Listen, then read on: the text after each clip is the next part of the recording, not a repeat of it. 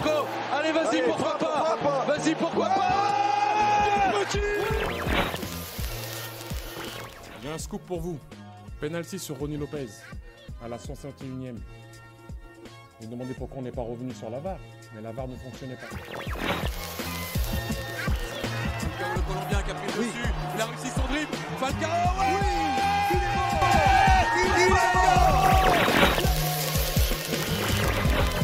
Ce soir, je vais dire tout haut ce que tout le monde pense tout bas. Radio Diagonale, la web radio 100% rouge et blanc.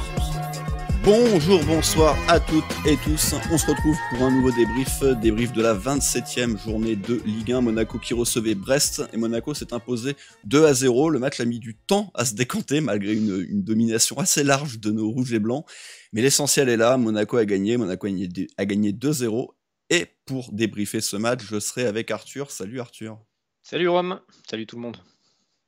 Oui, alors comme vous le constatez, évidemment, il n'y a pas de live, c'est seulement émission YouTube pour aujourd'hui, parce que des petits problèmes de connexion pour vous faire vraiment profiter d'un live d'une qualité intéressante. C'est un podcast de qualité. Voilà, un podcast vidéo, exactement. Arthur, tes 3 points de cette victoire. Ouais, mon premier point, c'est, voilà, on sait, et ça concerne toutes les équipes, que la gestion souvent des matchs post-victoire à Paris est souvent délicate, surtout pour nous quand on reçoit des Bretons à 13h au stade Louis II. On l'a vu, je pense bien sûr au match de Lorient. Brest est une équipe qui fait chier les gros. Et voilà, on le verra. Heureusement, s'en est bien sorti.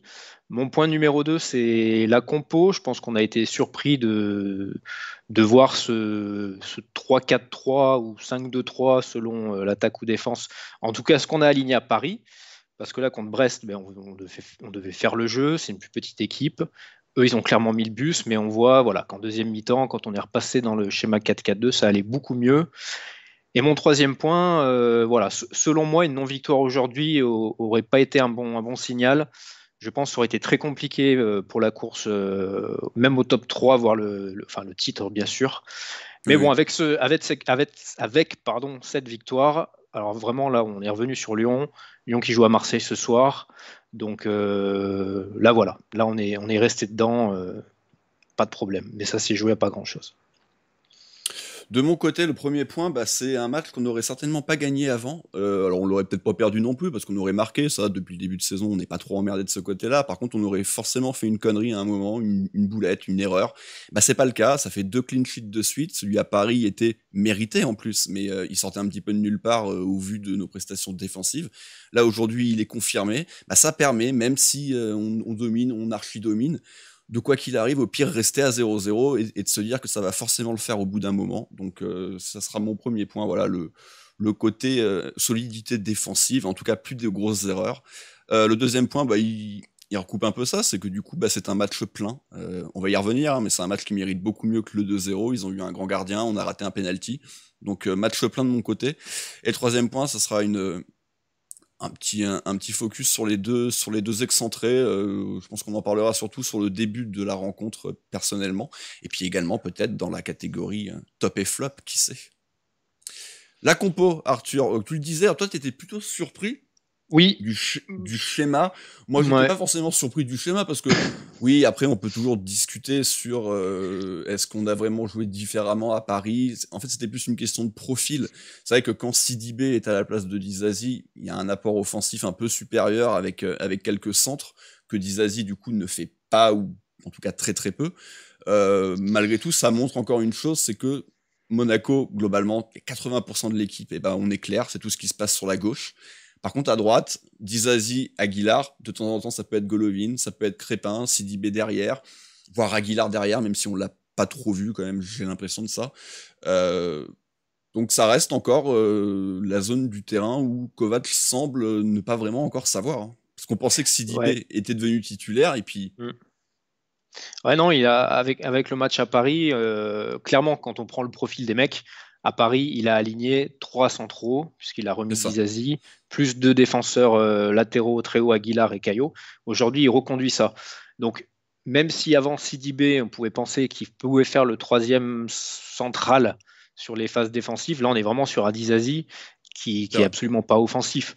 Donc c'est vrai que là, aujourd'hui, je pensais qu'on reviendrait sur le 4-4-2. Après, qu'ils mettent Sidibé ou Aguilar, ça peu importe finalement. Et à Paris, on a vu ce schéma a parfaitement fonctionné.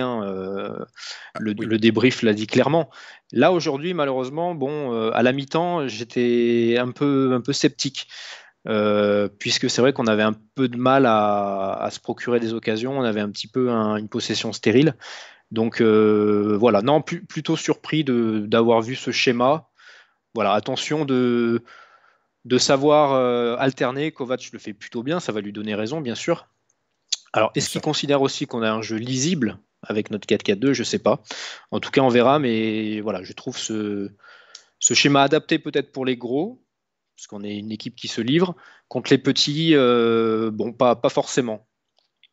Ouais. Bon, après, il faut quand même rappeler qu'on a quand même un schéma très, très hybride qui bouge beaucoup. C'est vrai qu'on a toujours un peu de mal à savoir 4-4-2, 4-3 derrière ou 4, mais c'est vrai que le fait de mettre Dizazi, ça rajoute un petit côté un peu plus défensif forcément que de mettre un Sidibé, voire même carrément mettre un Aguilar. Après, dans les faits, moi honnêtement, je vois pas de grosse différence contre Paris, après, évidemment, mais parce que l'adversaire était différent. Oui, ils dominaient, on n'avait pas le ballon. Ils avaient le ballon, voilà.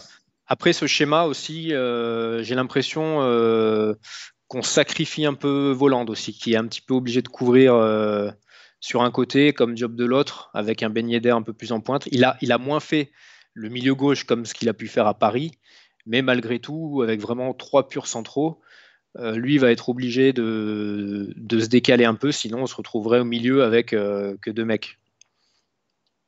Ouais. Moi, de mon Fofana côté, rapidement, la seule petite surprise que j'avais, et petite déception également, c'était de ne pas avoir Golovin, tout simplement.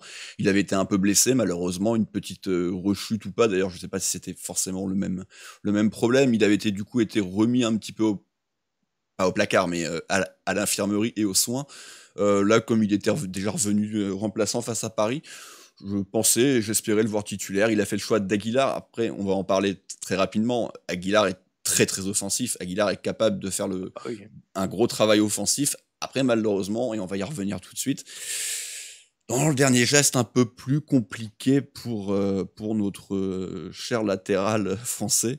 Donc le match, maintenant, Arthur a proprement parlé, j'ai envie déjà de le scinder dans toute la première partie du match jusqu'au pénalty raté. Monaco domine beaucoup, Monaco se procure énormément de situations, pas de réelles grosses occasions, mais il y a un nombre incalculable de centres, même des centres dans la surface, donc beaucoup de centres hors retrait de Caio Henrique et d'Aguilar, mais malheureusement, ça trouve jamais vraiment preneur. Ouais, bien sûr. C'est pour ça qu'à la mi-temps, comme je disais dans mes points, la suite m'a donné tort, mais j'avais vraiment l'impression de revoir une copie du match contre Lorient où on monopolisait le ballon en début de match. Plus d'entrain avant que finalement de laisser notre adversaire revenir dans le match, comme ce qui s'est passé aujourd'hui après le péno, où finalement on a senti que ce péno raté avait remis en confiance les Brestois, remis en confiance l'Arseneur, je t'en parle même pas, on verra sur la seconde période. Le schéma préférentiel en début de match, c'était clairement sur Aguilar. Il a, dans les 5 premières minutes, comme tu as dit, 2 situations de centre, malheureusement, peu de présence dans la surface, malgré les centres corrects, bien sûr. Et après, petit à petit, ça s'est équilibré avec le côté gauche, avec Caio Henrique. Donc, voilà, comme tu dis, c'est vrai qu'effectivement, jusqu'à la demi-heure de jeu, on était dans ce schéma-là. La seule occasion, on va dire, ça va être la tête de Tchouaméni peut-être à la 20e minute où c'est un coup franc lointain d'Aguilar. Tchouaméni paraît vraiment seul dans la surface. Il la met au-dessus. Voilà, qui n'est pas Maripane qui veut. Donc j'ai noté que c'était à peu près notre seule vraie occasion. Sans compter les situations. Voilà. Ouais, après il y a eu pas mal de situations, mais c'est vrai que pour en revenir, moi c'était un de mes points justement sur les excentrés, énormément d'activité, énormément de volume, mais au final, et ça va continuer encore en deuxième mi-temps, quand même dans le dernier geste, que ça soit sur la qualité de centre ou sur la qualité de finition, et là ça sera plus sur la deuxième mi-temps où chacun en fait vont avoir une énorme occasion. Alors Caio sera pas chanceux, mais Aguilar aurait pu quand même faire mieux.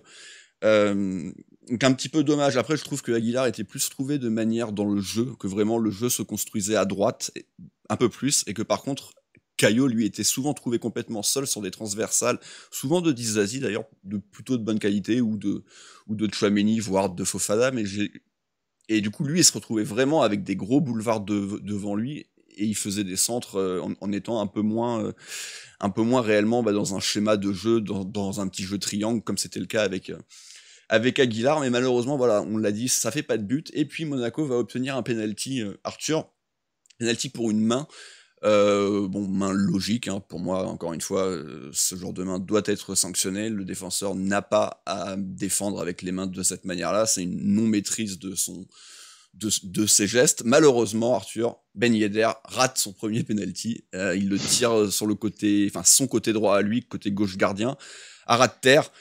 Et l'Arseneur anticipe bien en plus. On a vraiment la sensation que Ben Yedder, en fait, il peut attendre. Peut-être a été lisible, peut-être. Ouais, parce qu'il le met pas non plus dans le petit filet. Hein, Non, après, il est pas super bien tiré. Bien, mais c'est vrai que la frappe est pas bien appuyée. Et ouais, à ce moment-là, on se dit que ce penalty aurait vraiment fait du bien parce qu'on est à la demi-heure de jeu et on voit qu'on tombe vraiment dans un espèce d'engrenage pas bon. Beaucoup de situations, des centres, mais nos deux centraux, on les trouve absolument pas. Des occasions, on n'en avait pas. Et là, on se disait que face à une équipe brestoise qui avait clairement garé le bus devant sa cage, devant sa surface, un penalty transformé et un score de 1-0 les aurait obligés à sortir un peu et on va dire qu'on aurait été dans une position un peu plus confortable.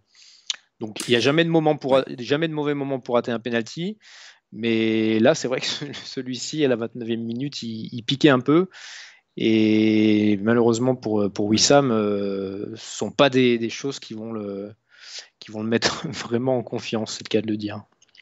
Non, c'est sûr, mais justement, pour maintenant parler de cette fin de mi-temps, ça va nous permettre de rebondir un peu sur 2 points, parce que moi, j'avais un point sur le côté match plein, parce que je trouve quand même que jusqu'au penalty, même s'il y avait des erreurs plus dans l'avant-dernier geste, on verra que le début de seconde mi-temps, ça sera plus dans le dernier geste, on était bien, on avait le ballon, je voyais des belles choses, ça combinait, tu te disais, ça va finir forcément par déjà obtenir des vraies situations de frappe, parce que Diop frappe 3 fois au but, mais il nous met 2 Fofana dans les tribunes.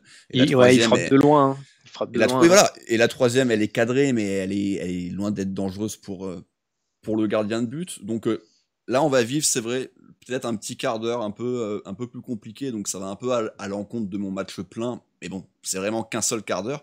Par contre, ça peut regrouper un peu ton point sur le contexte. Alors, pas par rapport au match post-PSG, parce que je trouve justement que ce match, on l'a pris par le bon bout, mais plus le côté match à 13h, match en début d'après-midi, et c'est vrai qu'on sait que ça peut être assez particulier pour les joueurs qui sont pas habitués à jouer à cette heure-là, tu manges pas à la même heure, et là, peut-être qu'on a eu tout simplement le petit coup de mou, quoi. Alors, peut-être l'effet psychologique de rater le péno, mais en plus, peut-être un petit coup de mou physique. Ouais, puis en plus... Vu de la télé et non du stade, ces matchs à 13h sont assez horribles parce qu'on voit rien, on voyait pas Aguilar dans son couloir droit avec l'ombre. Avec l'ombre, ça c'est pas agréable. Mais oui, un penalty arrêté par un gardien pour une équipe de Brest qui est venue pour essayer de résister le plus longtemps possible, forcément ça va les mettre en confiance. Voilà, à la 32e minute, tu vois, c'est juste après l'arrêt du penalty, c'est le premier tir brestois, la suite d'un corner, une tête déviée par un brestois, c'est Mounier qui est au second poteau qui la met au-dessus. Bon là, ça aurait été vraiment, vraiment terrible d'encaisser un but là-dessus, mais on sent les Brestois revenir un petit peu dans le jeu, et nous, au contraire, garder le ballon, mais avoir de moins en moins d'idées dans le jeu, moins créatif et être de plus en plus stérile. Ouais. Et là, à ce moment-là, on a l'impression de rentrer dans un match qui peut s'annoncer compliqué. C'est vrai, voilà. Donc, on parle de cette fin de mi-temps un peu compliquée. À la mi-temps, on espère peut-être des changements. Je ne sais pas si tu attendais dès la pause peut-être la rentrée d'un Aguilar, peut-être d'un Jovetic. Alors, Aguilar était déjà sur le terrain, mais... Pas Aguilar, d'un Golovin. Golovin Jovetic. À la place d'Aguilar, voilà, c'était... Oui, on aurait pu. C'est facile de parler après, puisque tu vois que les changements sont arrivés assez rapidement. Oui, à l'heure du jeu. Oui. Mais Écoute, c'est pareil, j'attendais des changements, mais on va les lister, mais entre la 46e minute, du coup reprise la deuxième mi-temps, et l'heure de jeu, on a 5 ou 6 occasions. Donc à ce On est moment-là, d'accord. on commence à se dire, bon, on va essayer de continuer comme ça. Il faudra à un moment donné des changements. Mais là, on ne voyait pas le même visage de Monaco dans la finition. Et là, on est vraiment tombé sur un gardien de dingue. Et ce qui m'énervait, c'est que l'Arseneur était vraiment dégueulasse pendant plein de matchs. Il avait perdu sa place. Cibois, son remplaçant qu'on a eu la semaine dernière contre Lyon, Qui faire leur des donne le match, ouais. boulettes Qui leur donne le terribles. match, tout simplement. Oui. Et je me suis dit, ouais, on va relancer Gauthier l'Arseneur. Mais, Donc, mais oui, non, on va en parler hein, de ce premier quart d'heure, enfin même de cette première demi-heure, mais c'est vrai qu'après il y aura eu les changements. Donc le premier quart d'heure, tu viens de le dire, il est à sens unique. De toute façon, la deuxième mi-temps va être bien sûr. complètement à sens unique, mais c'est vrai que la différence avec la première, c'est que là, on va réussir à se mettre en situation de frappe. Alors entre grosse parade du gardien sur Ben Yedder, malchance de Caio Henrique, alors j'ai plus exactement les minutes en tête, hein, donc 55e, ouais, 55e, pardonnez-moi. tu as la barre de Caio Henrique, et il y a un second ballon qu'Aguilar reprend. Au second poteau, l'Arseneur se met en... Enfin, la stop tout simplement, il est juste devant lui, et on a surtout Aguilar sur un centre de Caio. Aguilar Tout à qui est fait. vraiment seul au second poteau. En demi-volée, là, il frappe vraiment sur le gardien. Pas un geste Honnêtement, simple, mais bon. un geste, il la prend de l'intérieur du pied en fait. Et je Espérer pense mieux. qu'il y aurait peut-être mieux à faire du coup de pied, vraiment comme si c'était une volée, parce qu'il était vraiment à bout portant. Là, à ce moment-là, je sais pas toi ce que tu en penses, mais on se dit, le gardien à la baraka, Bah surtout ouais, qu'après, il y a eu peut-être un peu moins de situations, le temps que les remplaçants se mettent un peu en jambes, comme une sensation d'avoir raté le coche, d'avoir raté le bon wagon sur tout ce début de deuxième mi-temps. Ouais, mais c'est vrai il y a également, tu parlais de Baraka, mais il y a cette frappe de Diop un peu bizarre. Frappe croisée, ouais. Mais croisé, il est certainement un petit peu gêné par ses défenseurs. En tout cas, il semble un petit peu perdu sur son placement et il fait traîner un bout de jambe et ça sort le ballon. Alors, ça aurait été un but particulier, hein, mais bon. Mais encore une fois, il y a quand même un petit peu de réussite et va y avoir donc triple changement d'un coup. La Kovac quand même qui fait un vrai gros turnover, et donc les rentrées, je les ai devant moi, donc Golovin remplace Aguilar, Jovetic pour Ben Yedder, et Diatta remplace Diop. Alors après sur le terrain, c'est pas forcément passé comme ça, mais c'est comme ça que c'est montré, parce que Golovin va plutôt se retrouver à la place d'un Aguilar. Ouais, Trois puis tu peux même changements, est-ce noter, que tu t'y attendais? tu peux même noter Rome que 10 minutes plus tard, c'est Fabregas qui rentre à la place de Fofana. Assez Et, rapidement, du coup. et pendant 10 minutes, sauf si je me suis endormi, mais je ne crois pas, je n'ai pas vu vraiment de situation. Tu vois, donc il y a eu ces 10 minutes de latence pour que les trois rentrants se mettent un Ouais. petit peu en jambes. Fabregas ensuite qui rentre. Et là, à partir du dernier quart d'heure, donc là, ça s'est débridé.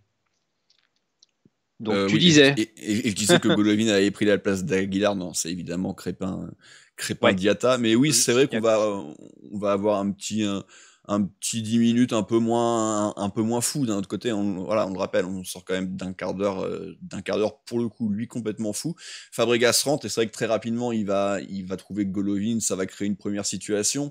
Et là, ça va repartir de plus belle les occasions. Il va y avoir une frappe lointaine, détournée, un peu comme il peut de la part de l'Arseneur. Sur le corner, là, il y a l'énorme tête de Dissassi qui est repris en deux temps, enfin, dans un second temps plutôt, par Maripane au-dessus de la barre. Là, tu commences vraiment à te dire que ça fait beaucoup. En plus, là, j'ai le résumé devant moi, là, donc on est encore qu'au début de la... Mais je vois toutes les occasions et ça me fait mal. C'est Jovetic qui avait frappé justement avant le corner, ouais. C'était Jovetic. Et là, je vais te laisser enchaîner, bien sûr, mais une minute plus tard, enfin. Et donc voilà, une minute plus tard, enfin, et c'est grâce à nos remplaçants, là, d'une manière assez claire, parce que Golovin récupère un ballon sur son côté gauche en se battant un petit peu là sur la ligne de touche. Le travail est intelligent, il décale simplement Jovetic, et là, pour le coup, Jovetic lui fait un vrai bon travail. Ça peut rappeler un petit peu son but à Grenoble, même si la frappe est différente, parce qu'elle était plutôt croisé premier poteau, là elle est vraiment décroisée au second, mais un très bon travail de Jovetic et qui là finit par tromper un Larsonneur qui du coup n'a plus cette petite étoile au-dessus de lui, et Monaco mène enfin et logiquement surtout 1-0. Non, mais comme quoi, c'est vrai que certes, Larsonneur a brillé, c'est incontestable. Il a fait je ne sais combien d'arrêts, mais voilà. La tête, c'était... Ah, par contre, Eratum, hein, la tête où derrière Maripane reprend au-dessus, c'était encore Tchouaméni de la tête, et non pas... C'était Tchouaméni, exactement. Ouais. Je viens de l'avoir à l'instant.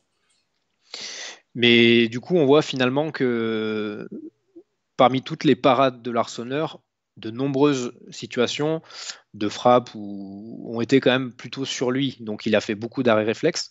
Là, pour le coup, Jovetic, il a trouvé la zone qu'il cherchait. Et là, parfois, pour un gardien, c'est souvent imparable. C'est un geste très difficile à faire. Il est de loin. Et là, on se dit, ouais, Jovetic, on sait qu'il est en forme. Hein. En ce moment, il n'y a pas de problème avec ça. Donc, ouais, ce but, vraiment, il soulage. Rien n'est fait. Hein. Il n'y a qu'un 1-0. Mais à ce moment-là, bon, on a la sensation, on espère, d'avoir fait le plus dur. Ouais, on a clairement sa sensation. En plus, on semble quand même assez solide, et ça va être le cas. Moi, perso, je vais surtout me faire peur sur ce coup franc un peu bête concédé par Crépin. Crépin qui prend son 3e jaune en moins de 10 matchs, donc il sera absent face à Lille, si je retiens bien ce qu'a dit Patrice dans son émission de ce matin. Donc bon, ça sera pas une énorme perte, hein. Il est quand même assez décevant. D'ailleurs, on peut en parler tout de suite de lui, parce qu'on l'a ni mis dans les tops ni dans les flops, mais une entrée encore une fois assez décevante, je trouve, et surtout il a eu 1, 2, voire 3 situations où il avait potentiellement de son côté droit à prendre en 1 contre 1, faire parler un petit peu sa vitesse. Il le fait pas. Il est vraiment rapide ou pas, ce joueur? Ouais. C'est ce que j'allais dire justement, c'est que du coup, on a la sensation qu'il réussit pas ses matchs parce que tu as l'impression qu'il ose pas, tu vois. Ouais. Il a des qualités de débordement. Tous ceux qui ont regardé les highlights de Crépin Diatta ont vu qu'il avait de la vitesse.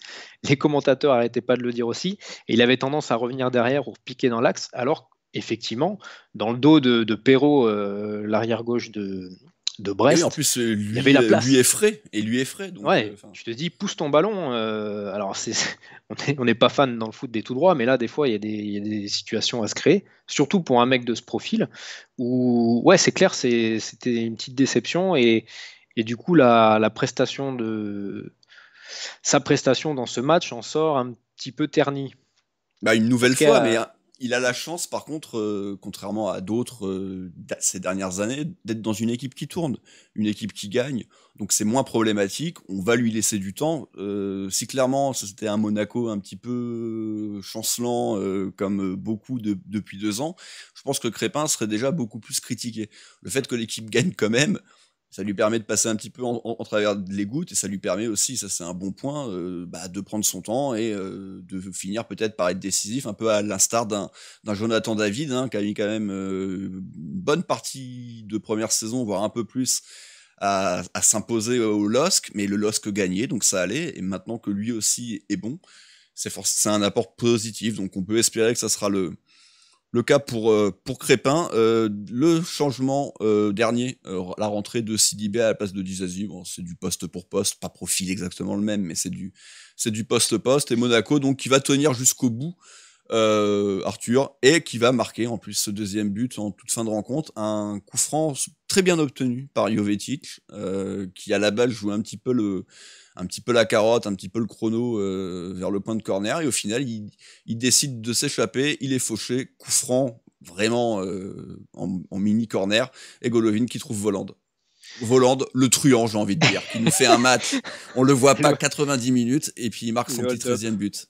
C'est un truand. Je pense qu'il y en a beaucoup qui pensaient qu'il était sorti d'ailleurs. Non, mais c'est vrai que Jovetic, on va en parler après forcément, mais au-delà de son but, c'est vrai que c'est ce genre d'action qui fait plaisir, quoi. On est à la 90e, nombreux peuvent se pointer au poteau de corner. Là, il y allait. Pourtant, Jovetic, on peut pas dire que ce soit un grand dribbleur, hein, mais là, comme dans du beurre, tu sens qu'il est plus blessé tout simplement, et qu'il retrouve un peu des sensations athlétiques qu'il pouvait avoir quand il était à la Fio ou à Manchester City, que nous, on n'a pas trop vu. Nous, on l'a surtout vu dans un registre de bons techniciens, mais vraiment faire des différences en 1 contre 1, c'était pas le cas. Bah, peut-être qu'il est de nouveau capable de le faire un petit peu. Alors, pas 90 minutes, mais bon. Non, c'est sûr, voilà, tu sens qu'il est, lui, pour le coup, il est ami avec le ballon, il n'y a pas de problème. Et donc, ce coup franc, voilà, est bien tiré par Golovin. Et comme tu l'as dit, Volland est là. Il met son but pour ses stats et il échappe au flop. Ça lui évite. Il échappe au flop. Et surtout, c'est un but, même si on n'a pas été énormément mis en danger, même si les 2 coups francs de Gianlucas, on sait qu'un tir cadré, avec nous, ça peut facilement faire but. Et du coup, ce but est un soulagement. Voilà, clairement, ça. Oui, très clairement, ça met c'est la balle de match, elle est au fond. Ça met le dernier clou sur le cercueil brestois. Voilà, Monaco s'impose 2-0. 2 passes décisives de Golovin, une pour Jovetic, une pour Folland. Voilà, bonne chose. Paris avait gagné, de manière pas très surprenante, mais Paris avait gagné face à Dijon 4-0. Bah maintenant, on attend. Lille a une rencontre a priori largement à sa portée face à Strasbourg, si je ne dis pas de bêtises. Et par contre, ce soir, Lyon se déplace à Marseille. À voir, voilà. Très clairement, il faut que Marseille gagne. Hein, ça nous arrange. De toute façon, ils sont suffisamment loin derrière nous pour qu'on ait peur d'une remontée. Et si on veut espérer minimal podium, voire plus, en rêvant un peu, il faut que ce soir, Lyon, à minima, ne gagne pas. Même s'il gagne, ça sera pas fini pour autant. Mais là, c'est quand même une vraie belle occasion de reprendre des points précieux dans la course au podium. Les tops et les flops. Alors, très rapidement, on a mis Ben Yedder flop. On était parti pour mettre Volland jusqu'à la 90e, Arthur. Enfin, et Ben Yedder. Si tu veux, pour le petit clin d'œil, puisque je sais que l'ASM joue beaucoup là-dessus, ils auraient tort de s'en priver, mais Yedderland en flop, c'est ce que je m'étais noté. Bon, Ben Yedder a son pas pour les mêmes raisons. Ouais, voilà. Voilà, son penalty raté, malheureusement. Ça arrive à tout le monde, hein, mais bon, au-delà de ça, il n'a pas été bien présent. Folland, on le sait que malheureusement, quand il n'a pas trop de ballon, on le voit pas, mais là, c'est vraiment flagrant. Donc voilà, j'allais les citer eux, puisqu'on avait beaucoup de situations, et notamment sur la première mi-temps, on n'arrivait vraiment pas à les trouver. Alors, est-ce que ça vient de leur mouvement, ou est-ce que c'était pas du tout ce qui était prévu? Ça, je sais pas. Encore une fois, il y avait du monde à Brest dans l'axe. Donc Ben Yedder, du coup, je le laisse par cohérence. Et Volland, on l'enlève grâce à son but en toute fin de match.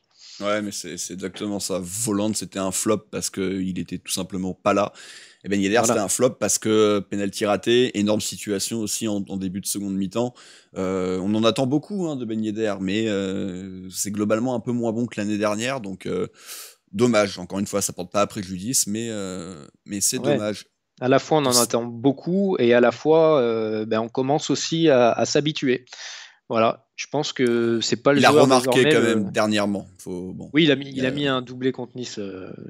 Généralement, il fait. Et contre Montpellier. Généralement, il met un doublé ou rien. Il y a souvent des pénaltys. Voilà. À revoir, il reste évidemment toujours titulaire indiscutable. Jovetic, on en a parlé, on le met évidemment top, parce que il y a ce but, il y a ce coup franc amené, également une belle frappe, on l'a dit. Très bonne rentrée de Jovetic pour le temps qu'il a joué. Difficilement lui en demander plus. Toi, tu étais parti également sur Caio Henrique.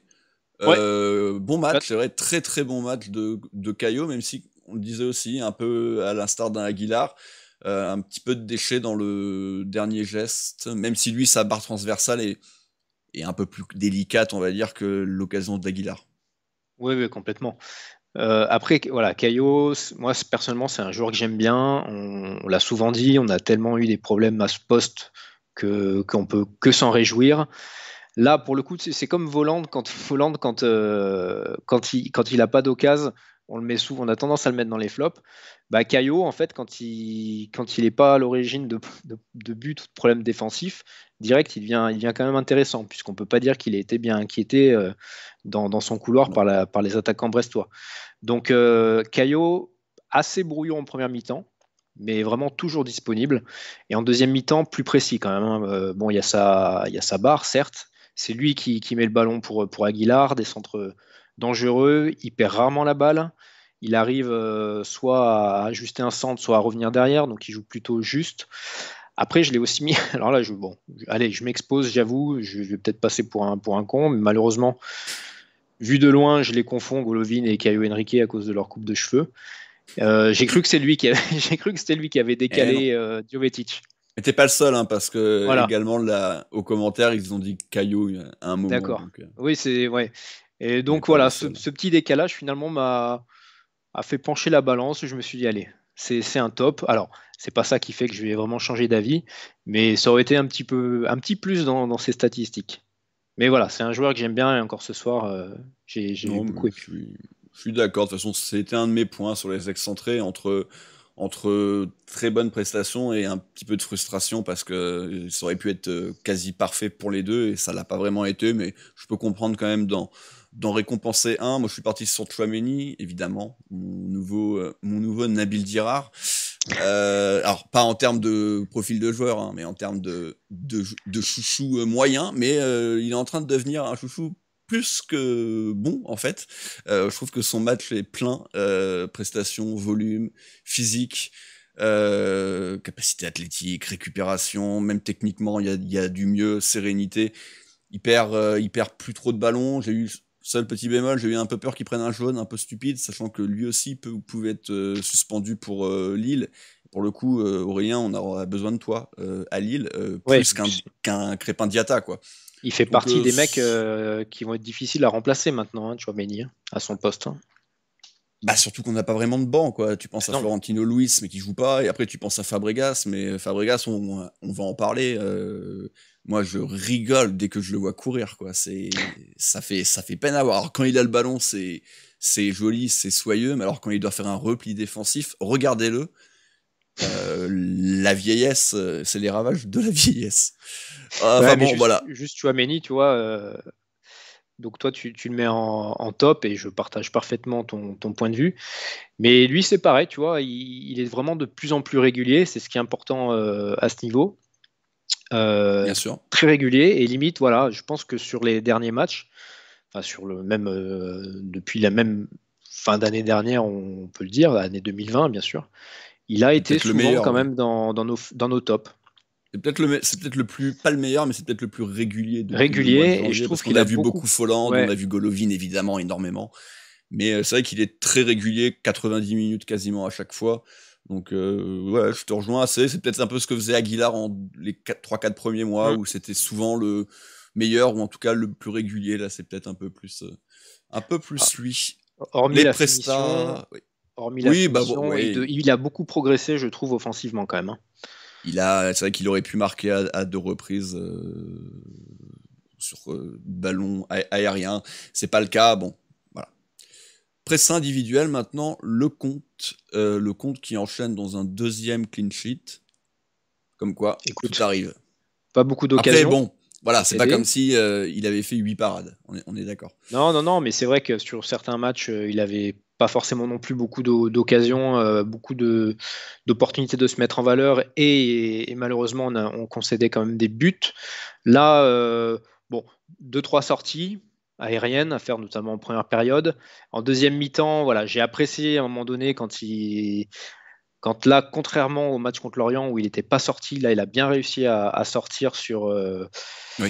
alors sur je sais plus qui. C'est l'action où l'arbitre revient à la faute, le premier coup franc de Jean Lucas. Et je sais pas si tu te souviens, on avait l'impression que l'arbitre avait sifflé. C'était Cardona, je pense. Ouais, Cardona sur la droite, un centre, et en fait on a l'arbitre siffle, on a l'impression. Ah, mais tu parles en première mi-temps ou en deuxième? En deuxième. Oui, c'est quand il revient à un coup franc, oui. Il revient, oui, tu il penses sort qu'il y de a sa peut-être cage. penalty. Oui, d'accord. On a l'impression, voilà, parce qu'on voit le compte lever les bras, Sidibé lever les bras. C'est Cardona. C'est Cardona là-dessus, où il vient lui prendre le ballon dans les pieds, là. Ouais. Ouais, bah il fait une bonne sortie, quoi. Pas non plus. Non, mais c'est ce qu'on lui a reproché contre Lorient, où il avait concédé un penalty. Là, il fait une bonne sortie. C'est pas faux. Il n'a pas eu à s'illustrer non plus. Hein. On peut pas dire aujourd'hui qu'il ait fait un match exceptionnel. Hein. Non, c'est pour ça, il n'y a, Pas un mauvais pas, match non plus. il y a pas, il y a pas grand chose à dire de plus. La défense centrale, Badiachil, Alors Arthur, qu'est-ce que Badiachil, tu en as pensé? Pas trop en difficulté non plus, mais il devient de plus en plus propre, et c'est un vrai bon ouais, point, tant il est c'était propre. son gros problème. On n'a pas l'impression qu'il fait un match transcendant, mais bon, a priori, il y a une polémique puisqu'il a eu 7 sur mon petit gazon et ça en arrange pas certains, apparemment. Ah, Une je ne grosse suis pas note. joueur. Et non, c'est vrai que il est beaucoup plus propre qu'avant. Après, peut-être que le contexte fait qu'il est un peu plus serein. Autour de lui, tout est plus serein. Donc on le sait. Plutôt bon sur les ballons aériens, sur les longs ballons. On voit que c'est souvent lui qui remporte son duel devant les attaquants brestois. Bon, ils étaient 3 aujourd'hui dans l'axe pour le seul Mounier en face côté brestois. Hmm. Écoute, on lui demande d'être propre. Il l'a été, donc incritiquable, j'ai envie de dire.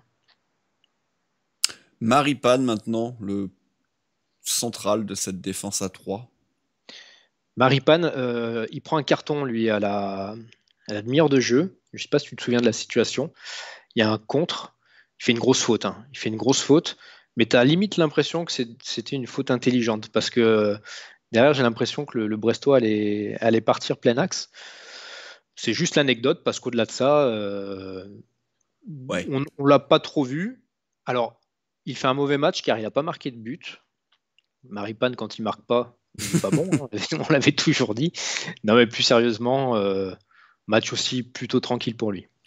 Ouais, pas en difficulté. Pas pris de Encore une vitesse. fois, c'est vrai qu'on n'a pas, il n'y a pas eu de Il y avait solution vraiment. un Mounier dans l'axe qui n'est pas un joueur rapide, qui est plutôt dans le duel, dans le jeu aérien. Donc, non, pas inquiété par quelconque Brestois aujourd'hui. Il est vrai. Alors, on va maintenant passer. Alors, je suis désolé parce que je suis en train de rajouter des trucs au fur et à mesure. Il y avait eu des petites De toute façon, modifications, malheureusement. Donc, Dizazi, voilà. Le troisième, je te laisse c'est conclure sur la Dizazi. défense. Et Dizazi, on l'a finalement un peu plus vu que les autres, puisqu'il a fini latéral droit avant qu'il sorte, qu'il laisse sa place à Sidibé. On l'a vu offensivement sur une tête en deuxième mi-temps, là, pendant le quart d'heure où on avait des occasions à tout va. Toi, tu as noté de belles transversales. C'est pas faux. Badiachil en a fait aussi. Après, parfois, voilà, je repense à un peu ce dégagement qui est parti en corner. Lui, des fois, c'est un peu plus approximatif, mais voilà, Oui, il bien est sûr, costaud. Dans le duel, on sait qu'il est là. Elles ont pas toutes C'est un été joueur réussies, important dans le mais groupe, je pense. Hein, c'est comme le vice-capitaine. Donc, voilà. je suis d'accord. Fofana, milieu de terrain rapidement, bonne prestation.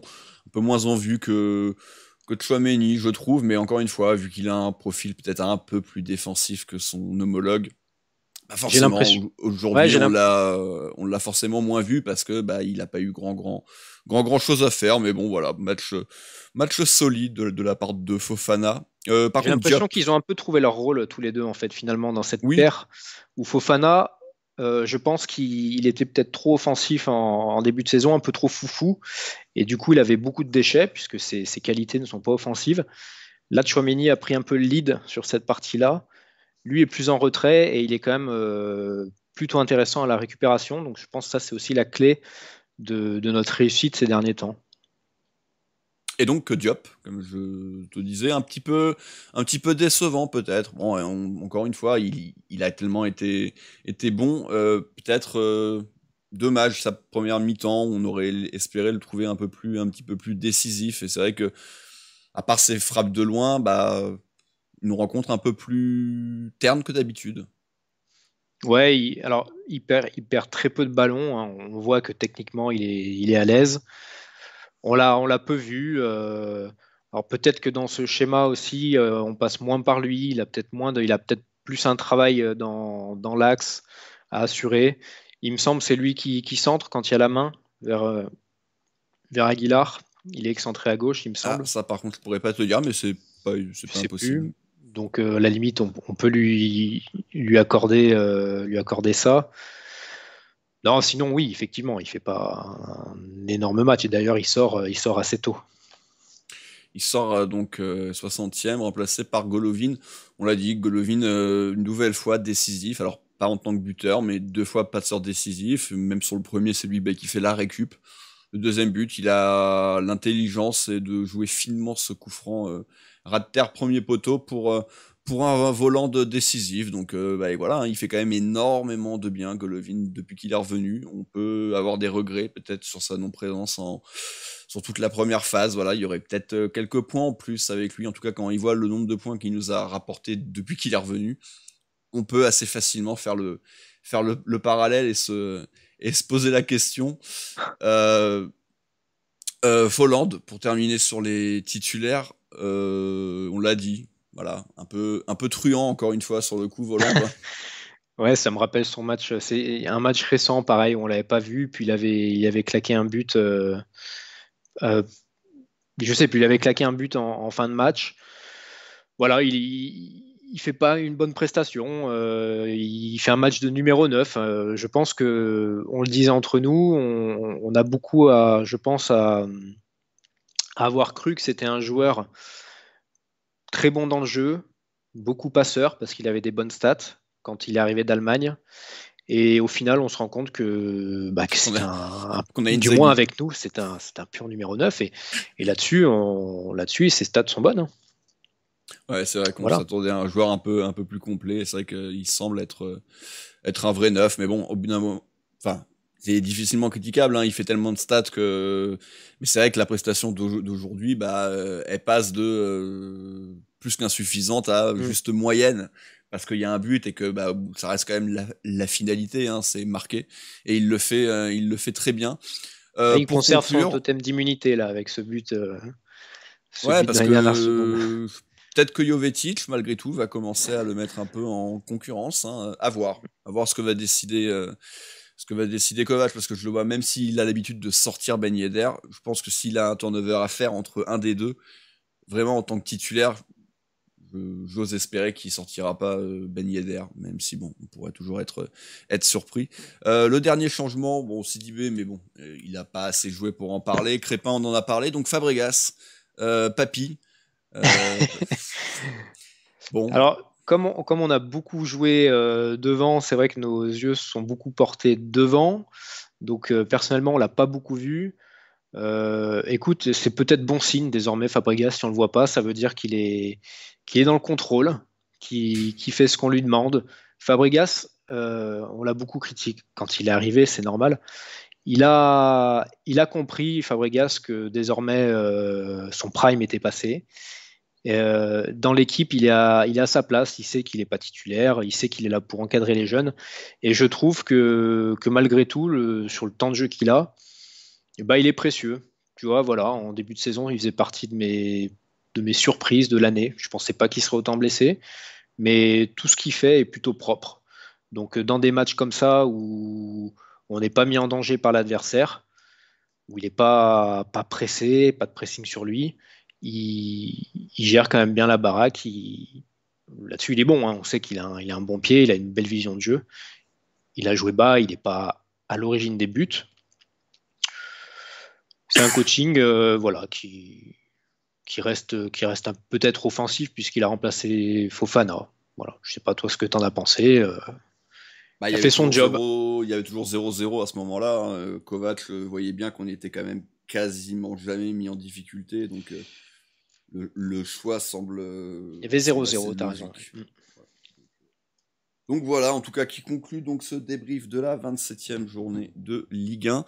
Le prochain rendez-vous sur nos antennes, c'est le Mur des Légendes, ce lundi 17h, pour ceux qui écoutent cette émission, pour cette petite poignée d'irréductibles qui s'intéressent à l'histoire de leur club, et je les remercie.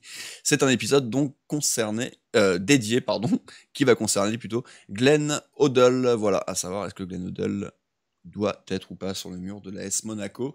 Et sinon, la prochaine rencontre, c'est cette semaine. On joue cette semaine, 28e journée de Ligue 1, mercredi soir, 21h sur Canal. Sur Canal. Plus sport, je suppose. Non, certainement sur Foot Plus. Non, certainement sur le Foot Plus, oui, parce qu'il y a 5 rencontres à 21h, donc ouais, on est soit sur la chaîne multi, soit sur Foot Plus en intégralité, évidemment. Pour ceux qui ont Foot Plus, regardez Foot Plus et pas le multiplex, bien entendu. À Strasbourg. Voilà, merci. À Strasbourg. Voilà, Arthur, merci de m'avoir accompagné pour ce débrief. Le prochain rendez-vous, c'est donc ce lundi. Merci Arthur. D'ici là, Ciao. portez-vous bien. Et Dagemunegu. Et bisous.